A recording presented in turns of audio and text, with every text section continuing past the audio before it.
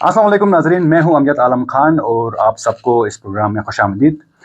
गिलगित बल्तिस्तान में जूं जूं सर्दी बढ़ रही, इसी के साथ यहाँ जो सियासी हलचल है उसमें भी इजाफा हो रहा है।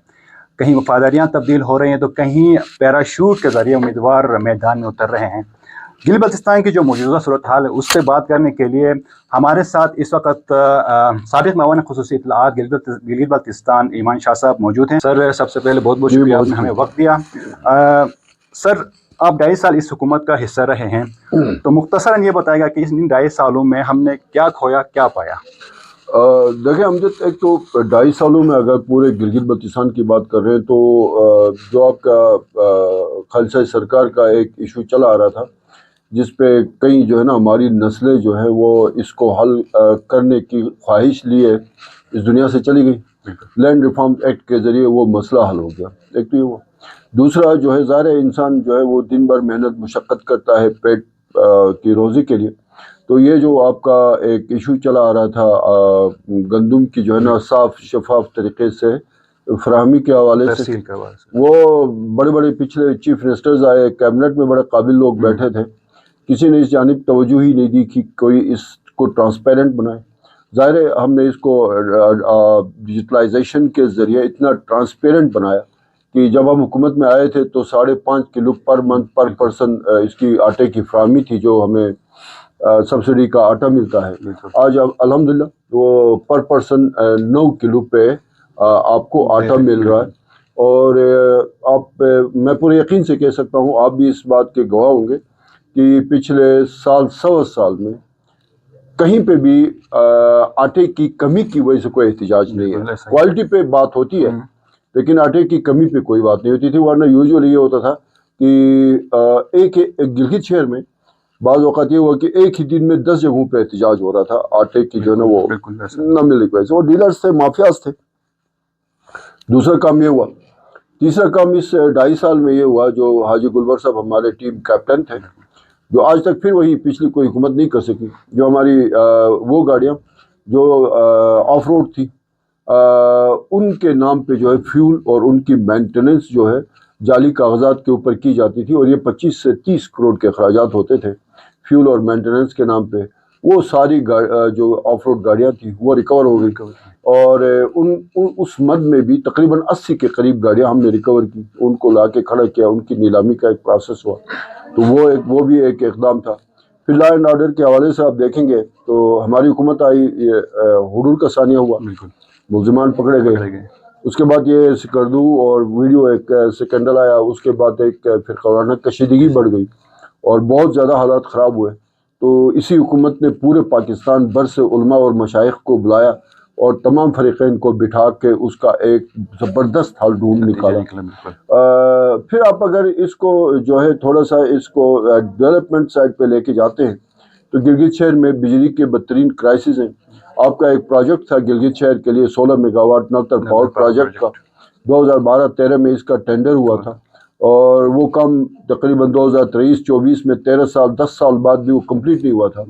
जब हम आए तो उस पर 35% काम हुआ, और जब इस हुकूमत ने 24 नवंबर को जो टेन्योर पूरा हुआ तो 95% उस प्रोजेक्ट पे काम सिर्फ 2.25 साल में कंप्लीट हुआ था, और इंशाल्लाह ये मार्च तक वो ऑपरेशनल हो जाएगा।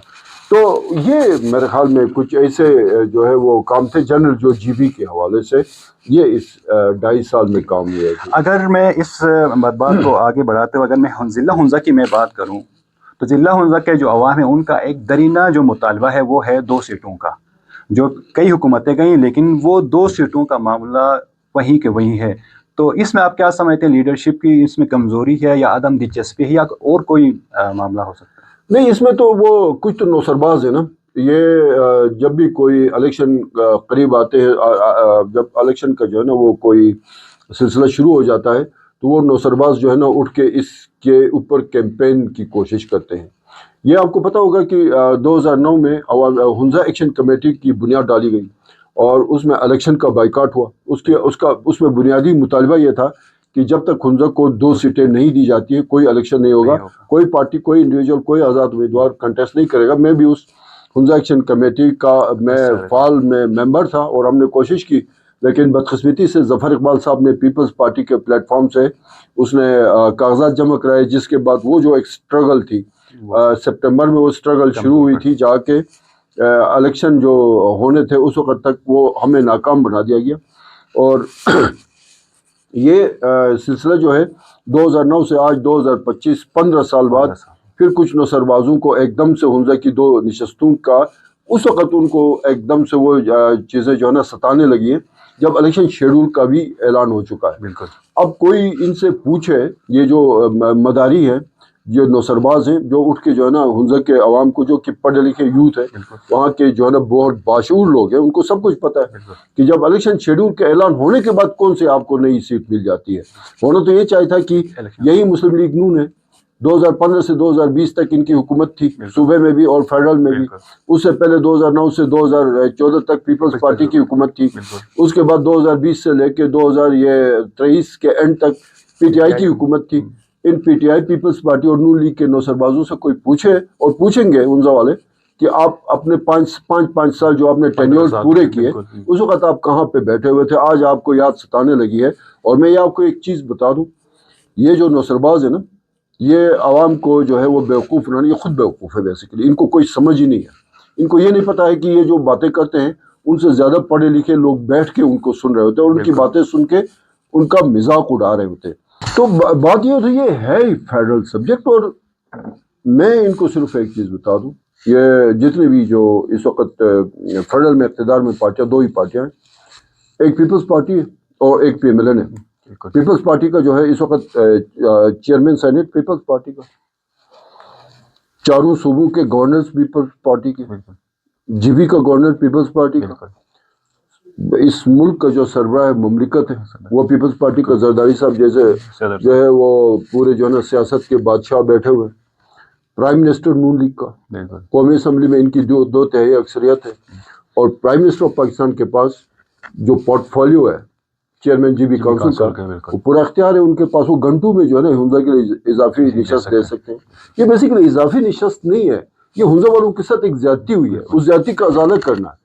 اس زیادتی کے ازالے کے لیے جو فیڈرل جو پارٹیز ہیں جو یہاں پہ بھی جیتے وہاں پہ اقتدار میں رہیں، ان کا اب ہم گریبان پکڑ کے ان سے پوچھ لیں گے نا کہ وہ اب پچھلے 94 سے یہ ایشو چلا رہا ہے. 94 میں نذیر صابری صاحب آئے، پیپلز پارٹی کے کینڈیڈیٹ تھے، انہوں نے اپنے 5 سال میں کیا کیا. 99 میں جو الیکشن ہوئے تھے اس میں وزیر بیگ صاحب آئے، پیپلز پارٹی کے ٹکٹ پہ جیت کے آئے. 99 سے لے کے 2004 تک انہوں نے کیا سٹرگل کیا اضافی نشست کے لیے، یا حمزہ کا جو حق تھا جو ہمارے ساتھ زیادتی ہوئی تھی. 2004 میں میر غضنفر صاحب آئے، 2009 تک وہ ڈپٹی چیف اور چیف ایگزیکٹو رہے، انہوں نے کیا سٹرگل کی. پھر 2009 میں وزیر بیگ صاحب آئے، وہ 2015 تک وہ سپیکر رہے، انہوں نے کیا مطلب اس کے اوپر کام کیا.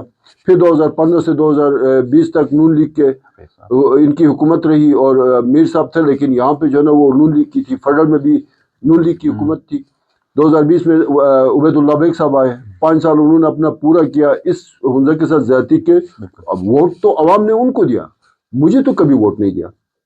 میں نے تو جا کے کوئی اس سے حمزہ کے، ہاں میں وقتاً فوقتاً اس کے لیے جب میں میڈیا میں تھا میں آواز بلند کرتا رہا، میں کالم لکھتا رہا، میڈیا پہ بات کرتا رہا. اور 2009 میں جب یہ جو آج کل جو ہے وہ حمزہ کے لیے جو اس سیٹ کی بات کر رہے دوسری نشست کی، میں تو اس وقت حمزہ ایکشن کمیٹی کا پوچھ لے، ریکارڈ اٹھا کے دیکھ لے، میں تو اس کا حصہ تھا، اس سٹرگل کا میں حصہ تھا. ٹھیک ہے جی. اب میں صرف ان سے 3-4 چیزیں میرے سوالات ہیں.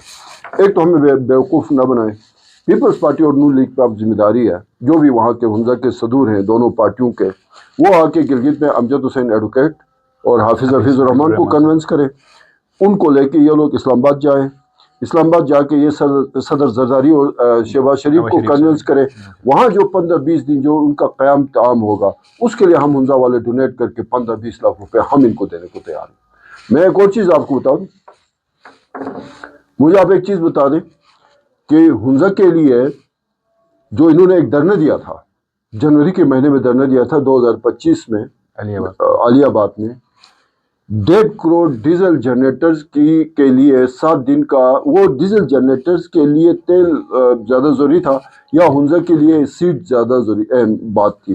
उस वक्त भी मैंने ये बात की थी, उस वक्त मैंने मीडिया पे, मेरे रिकॉर्ड का हिस्सा है, मैंने ये बताया था यार आप लोग अगर हुंजा की इस निशस्त के लिए इतना इस सर्दी में आप धरना देते, शायद ये मामला काफ़ी आगे बढ़ चुके होते। उस वक्त इस धरने की शिद्दत इतनी थी, लोगों को इतना बेवकूफ़ बना के वहाँ ला के बिठाया इन्होंने उस 1.5 करोड़ के लिए। प्राइम मिनिस्टर ऑफ पाकिस्तान ने उस पर एक्शन लिया, हुंजा को तो 1.5 करोड़ का वो डीजल मिल गया, बाकी जो अजला थे वो सब मिला के 67 करोड़ का जो है ना उस धरने की वजह से सरकारी खजाने को नुकसान हुआ। ठीक है, दूसरा मुझे ये बता दें, इनके अपने मुफादात थे, सस्त में कारोबार का इशू था, इनके कंटेनर्स फंसे हुए थे, उसके लिए तो 3 महीने तक हुंजा को बदनाम किए रखा, टूरिज्म इन्होंने तबाह की। क्या ये धरना वो हुंजा की इजाफी निशस्त के लिए नहीं हो सकता था? पूछेंगे हम इनसे, ये सवाल पूछेंगे, ये जो नौसरवाज और मदारी जो बैठे हुए ना, इनसे जरूर ये सवाल होंगे और इंशाल्लाह वैलिड क्वेश्चन है, इनका ये जवाब दे कौम को कि इन्होंने अलियाबाद में जो बिजली का धरना दिया था वो अहम था या हुंजा की सीट? सोस्ट का जो 3 महीने तक हुंजा को, टूरिज्म को, हुंजा के नाम को जो इन्होंने बदनाम कराया इन मदारियों ने, वो अहम था या हुंजा की निशस्त अहम थी? और ये भी इनसे पूछेंगे कि ये फेडरल का सब्जेक्ट है तो आप जीबी के अंदर बैठ के वावेला अब अचानक इनको क्यों याद आया?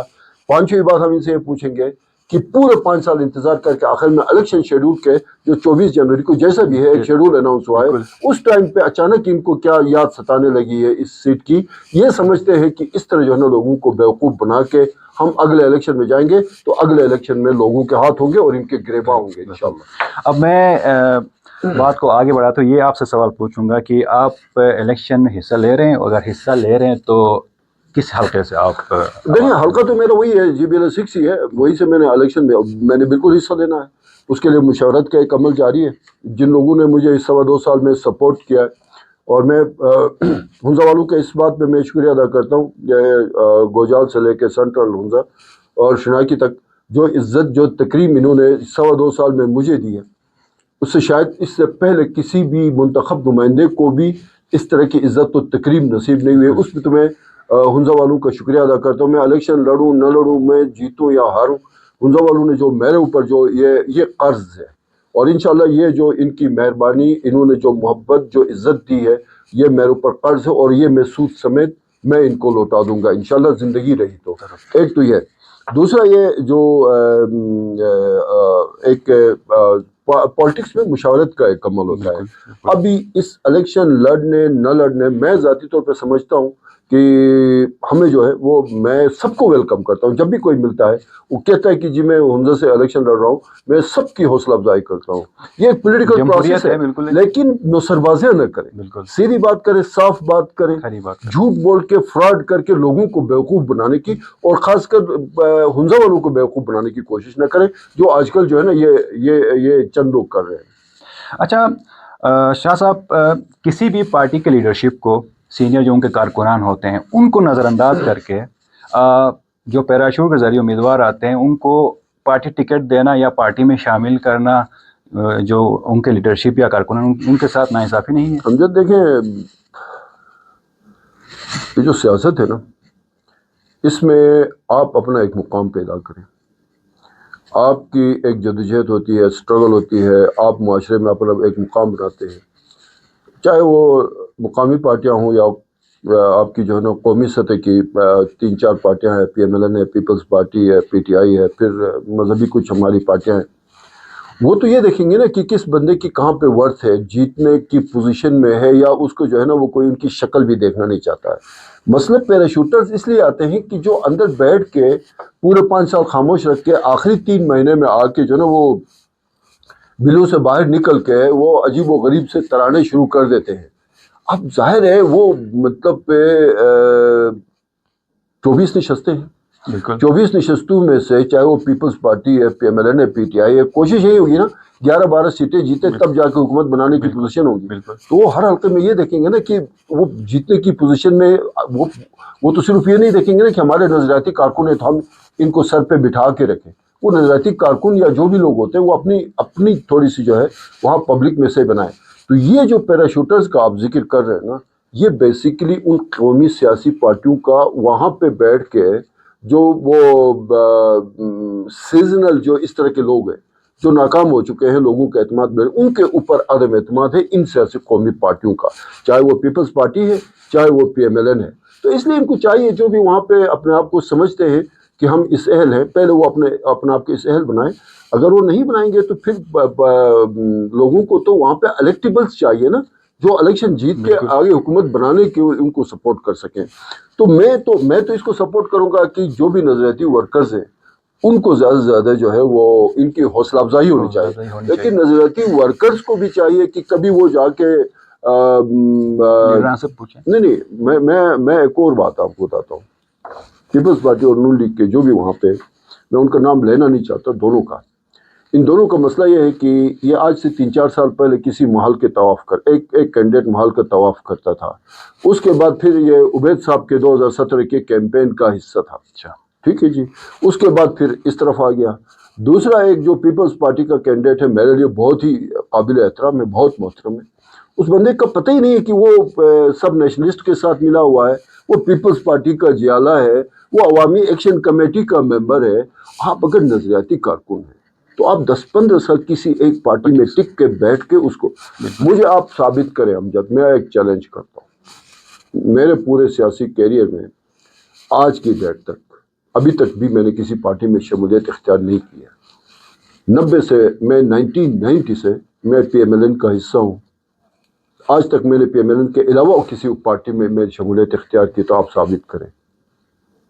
یہاں پہ تو ہر 3 سال کے بعد، مجھے آپ یہ بتا دیں، ایک بندہ عبید کی کیمپین میں تھا نا، اس سے پہلے میر صاحب کے پاس بیٹھ کے جو ہے نا وہ اداکاریاں کر رہا تھا، اب وہ PMLN کا کہتا ہے جی میں سیاہ سفید کا مالک ہوں۔ ایک اور بندہ ہے، وہ کبھی عوامی ایکشن کمیٹی میں ہوتا ہے، کبھی قوم پرستوں کے ساتھ ہوتا ہے، کبھی کہیں اور ہوتا ہے۔ میں ان کی خدمات کو میں بالکل مانتا ہوں، لیکن آپ ان پارٹیوں کے منشور، ان کے نظریات پہ تو چلے نا، تب جا کے آپ کی جگہ بھی بنے گی۔ پھر پیراشوٹرز نہیں آئیں گے، جب آپ اس طرح کی حرکتیں کریں گے نا پھر پیراشوٹرز آئیں گے، پھر وہ خالی جگہ کوئی نہیں چھوڑتا۔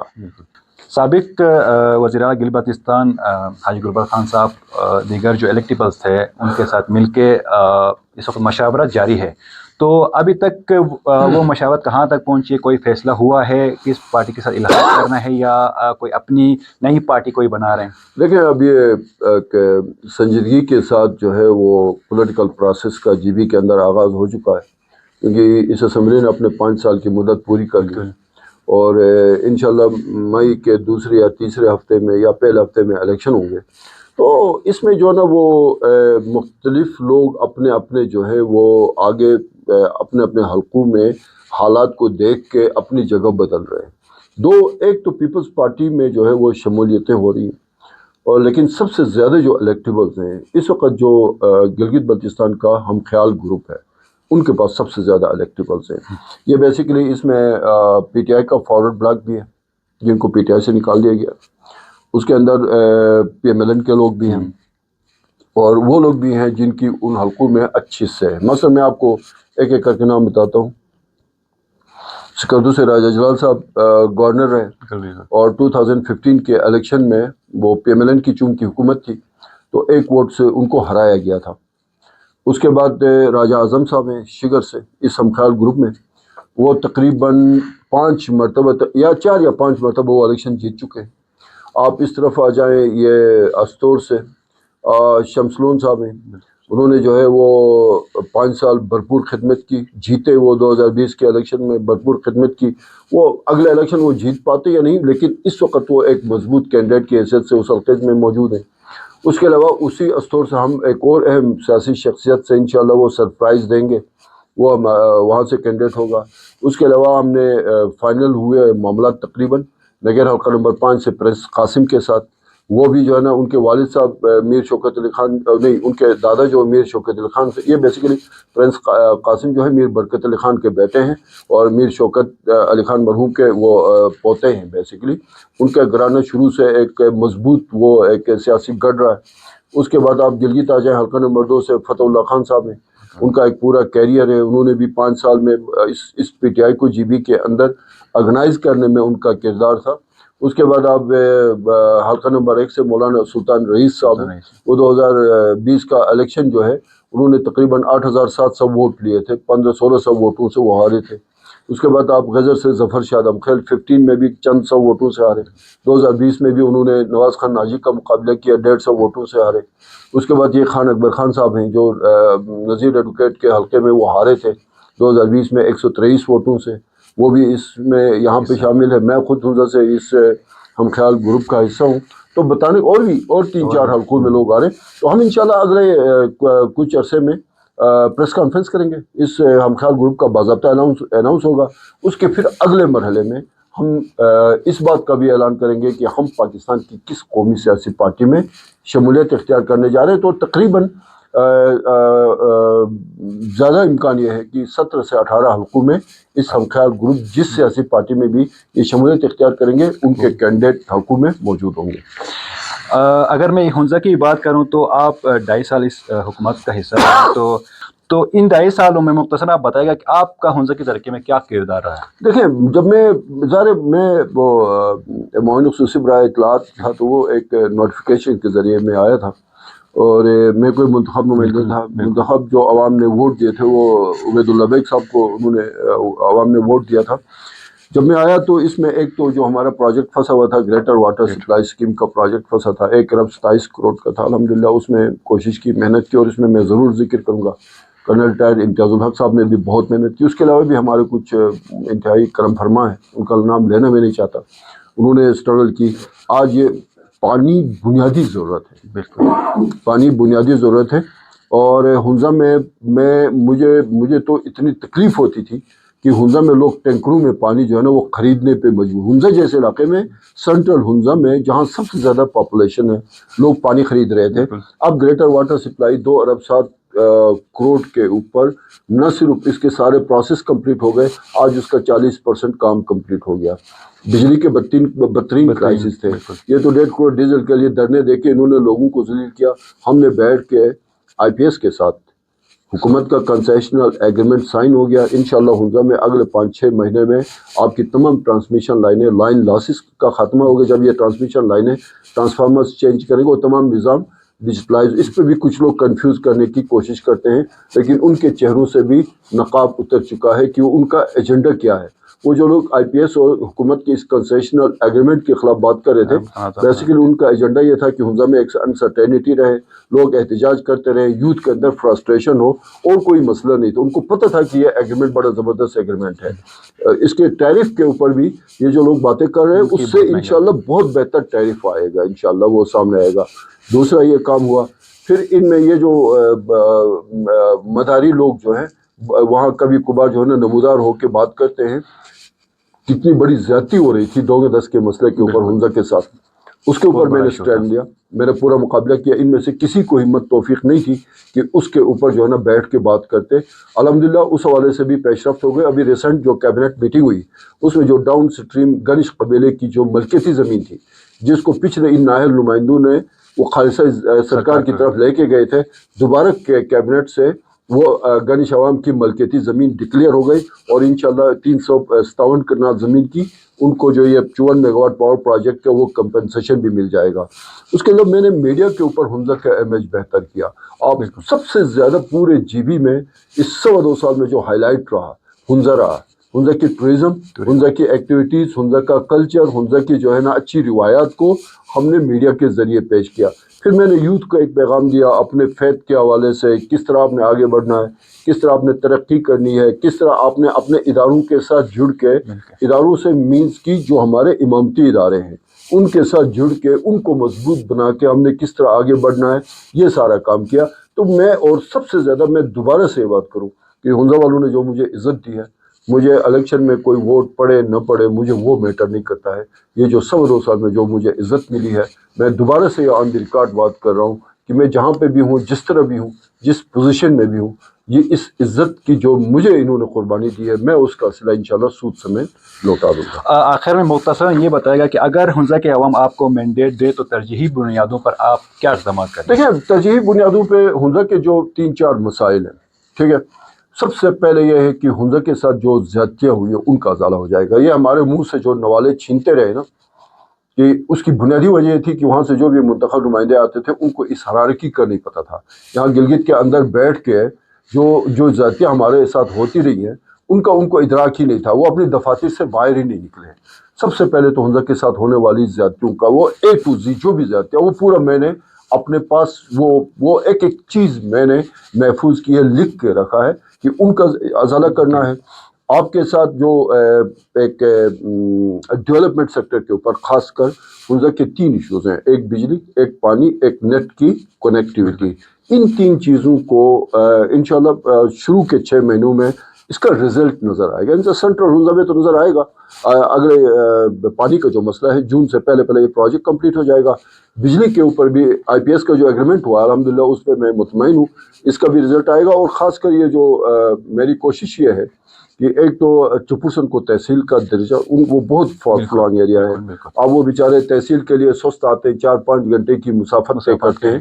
پھر یہ جو ایک حنظل کے اندر ایک اور ڈسٹرکٹ, لیکن سب سے زیادہ بڑھ کے جو میری ترجیح ہوگی, میں ان کی طرح جو ہے وہ الیکشن کے شیڈول کے اعلان پہ میں یہ کام نہیں کروں گا. انشاءاللہ اگر اللہ نے چاہا اور کامیابی ملی تو سب سے پہلے ہی دن جو میں ایک پورے حنظل کے لیول پہ جو بھی مشاورتی کمیٹی بنی ہے, اس کو تھنک ٹینک کہتے ہیں, میں اپنا سارا بوجھ میں اپنے اوپر کیوں اٹھاؤں. میں وہ تھنک ٹینک بناؤں گا. اور میری بھی ان سے بھی گزارش یہ ہوگی کہ حنظل کے لیے سب سے پہلے جو بھی اضافی نشست ہے, جو ہمارا حق ہے, جو 94 سے 2025 تک 30 سالوں میں ہمارے ساتھ زیادتی ہوئی ہے ان نااہل نمائندوں کی وجہ سے, سب سے پہلے ڈے فرسٹ اسی پہ کام ہوگا کہ اس سیٹ کے حصول کے لیے ہم جو ہے وہ رکھیں گے حنظل سے لے کے گلگت اور گلگت سے لے کے اسلام آباد, بلکہ کراچی میں بھی ہم نے جہاں سے بھی جس سے کام لینا ہے پہلے دن ہی ہم کام شروع کریں گے. اگلے 2 ہو سکتا ہے اگلے جو آپ کا سیشن شروع ہوگا اگلے 2-2.5 سالوں میں حنظل میں ایک اور سیٹ پہ ضمنی الیکشن ہوگا انشاءاللہ. آخر میں آپ کا ایک بار پھر شکریہ. ناظرین اسی کے ساتھ پروگرام یہیں پر اختتام کرتے ہیں. ملتے ہیں آپ سے کسی اور پروگرام کے. اللہ حافظ.